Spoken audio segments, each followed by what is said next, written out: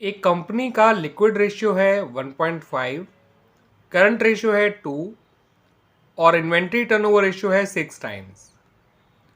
उसकी total current assets है ₹8 लाख। आपको बताना है कि कंपनी की एनुअल सेल्स क्या होगी अगर कंपनी गुड्स को 25% प्रॉफिट बेचती है ऑन कॉस्ट। तो ये जो लिक्विड रेशियो 1.5 दे रखा है, इसे आप 1.5:1 भी कह सकते हैं। उसी तरह से करंट रेशियो को आप 2:1 भी कह सकते हैं। इन्वेंट्री टर्नओवर रेशियो 6 टाइम्स है। आपको टोटल करंट एसेट्स दे रखी हैं ₹8 लाख। एनुअल सेल्स यानी रेवेन्यू फ्रॉम ऑपरेशन आपको पता करना है और आपको बता रखा है कि जो गुड्स हैं वो 25% प्रॉफिट पे बेचे जाते हैं और ये 25% प्रॉफिट ऑन कॉस्ट निकालना है, यानी on cost of goods sold निकालना है।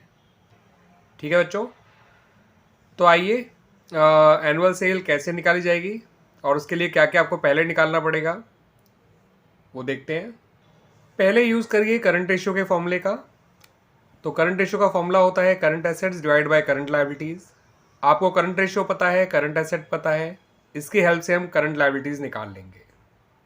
करंट रेशियो की जगह लिखिए 2 या 2:1 भी लिख सकते हैं आप, एक ही बात है। करंट एसेट की जगह लिखिए 8 लाख और करंट लायबिलिटी को करंट लायबिलिटी ही रहने दीजिए। इसे आप सॉल्व करेंगे तो आपकी करंट लायबिलिटीज़ आ जाएंगी ₹4 लाख। 8 lakh divide by 2। अब आपको करंट लायबिलिटीज़ मिल गई हैं।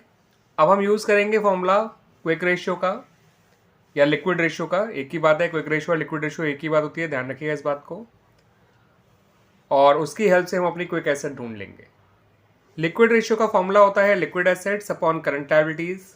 लिक्विड रेशियो की जगह लिखिए 1.5 या फिर 1.5:1। लिक्विड एसेट को लिक्विड एसेट रहने दीजिएगा और करंट लायबिलिटी का लिख दीजिएगा 4 लाख। इसे आप सॉल्व करेंगे तो आपका लिक्विड एसेट निकल के आ जाएगा ₹6 लाख। 1.5 इंटू 4 लाख।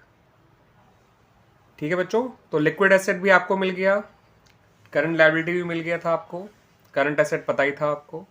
ठीक है बच्चों, तो लिक्विड एसेट और करंट एसेट के बीच का जो फ़र्क होता है बच्चों, वो 3 चीज़ें हुआ करती हैं। इन्वेंट्री, और इन्वेंट्री में भी क्लोजिंग इन्वेंट्री, इस बात को याद रखिएगा, प्रीपेड एक्सपेंसेस और एडवांस टैक्स। अब इस क्वेश्चन में प्रीपेड एक्सपेंसेस और एडवांस टैक्स ना दे रखे हैं, ना ही आपसे मांगे गए हैं, तो उनको आप 0 ले लीजिए। करंट एसेट और लिक्विड एसेट के बीच के डिफरेंस को आप इन्वेंट्री ले लीजिएगा। ठीक है बच्चों, अगर कुछ और इन्फॉर्मेशन ना हो तो हम यही मानते हैं कि करंट एसेट और लिक्विड एसेट के बीच का डिफरेंस इन्वेंट्री ही है। प्रीपेड एक्सपेंसेस और एडवांस टैक्स को हम 0 कंसिडर कर लेते हैं और ये इन्वेंट्री क्लोजिंग इन्वेंट्री हुआ करती है। ठीक है बच्चों, तो यानी इन्वेंट्री आ जाएगा आपका current assets minus liquid assets. Current asset है ₹8 लाख और लिक्विड एसेट है ₹6 लाख, तो इन्वेंट्री आ गया बच्चों ₹2 लाख। अब आप इसे क्लोजिंग इन्वेंट्री कह लीजिए या एवरेज इन्वेंट्री, एक ही बात है, क्योंकि आपको ओपनिंग इन्वेंट्री दे भी नहीं रखी है। और जब किसी क्वेश्चन में आपको सिर्फ इन्वेंट्री दे रखा होता है या सिर्फ क्लोजिंग इन्वेंट्री दे रखा है, तो आप उसको एवरेज इन्वेंट्री ही कंसिडर कर सकते हैं। ठीक है बच्चों, तो ये एक तरह से आपका क्लोजिंग इन्वेंट्री आ गया, ये कह लीजिए कि ये आपका एवरेज इन्वेंट्री आ गया।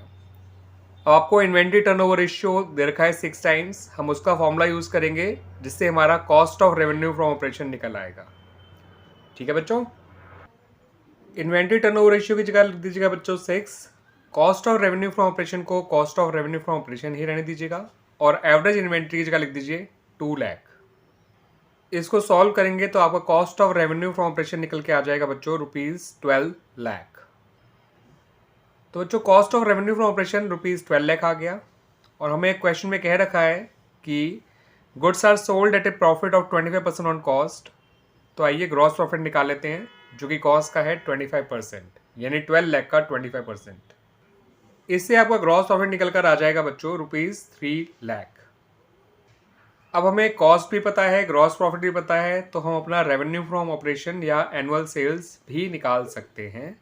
कॉस्ट और ग्रॉस प्रॉफिट को जोड़ दीजिए, आपकी एनुअल सेल यानी कि रेवेन्यू फ्रॉम ऑपरेशन निकल आएगा। और बच्चों हमसे क्वेश्चन में एनुअल सेल्स यानी रेवेन्यू फ्रॉम ऑपरेशन को ही मांगा गया था, तो फाइनली हमारा आंसर आ गया। और उम्मीद करता हूं कि आपको ये सॉल्यूशन अच्छी तरह से समझ में आया भी होगा, हमने किस तरह से एनुअल सेल को अप्रोच किया है, कैसे निकाला है। थैंक यू बच्चों।